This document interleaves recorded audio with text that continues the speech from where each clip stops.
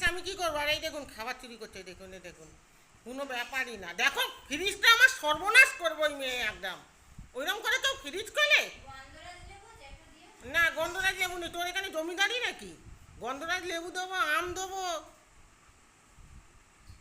ওকে বললাম লাউ আছে, কাঁচা কলা আছে, নিবি নিয়ে যা। তো সারা করেনি, যেই বলেছি কাঁচা আম আছে তখন চুপচাপ আছে। খেয়ে দেখ কেমন হয়েছে আগে বল। খা, খেয়ে দেখ, ভালো করে খা। একটু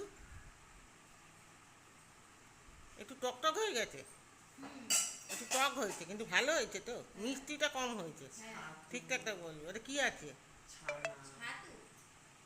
ছাতু, ছানা, কিশমিশ। ও ও এখনো বুঝতে পারছে না খেয়ে। হাই ভগবান। ছাতু, ছানা, কিশমিশ। ওইটা মিষ্টি দই, তুই বুঝতে পারছিস না? দই দই লাগছে কিন্তু এর মধ্যে আরেকটা কি আছে? না ওটা মিষ্টি দই। হ্যাঁ, ওটা মিষ্টি দই, আমি ঘরে বানিয়েছি।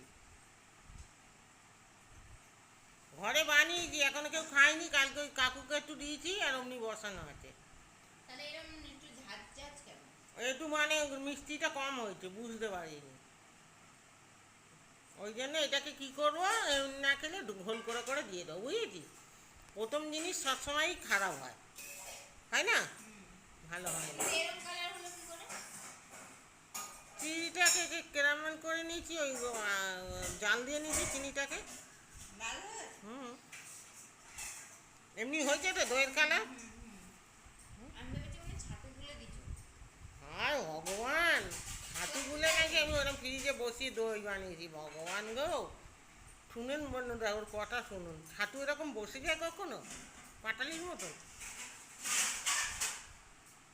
যাক, ভালো লেগেছে তো এমনি মোটামুটি। হ্যাঁ, একটু মিষ্টি হলে একটু মিষ্টিটা কম হয়ে গেছে, বুঝতে পারিনি।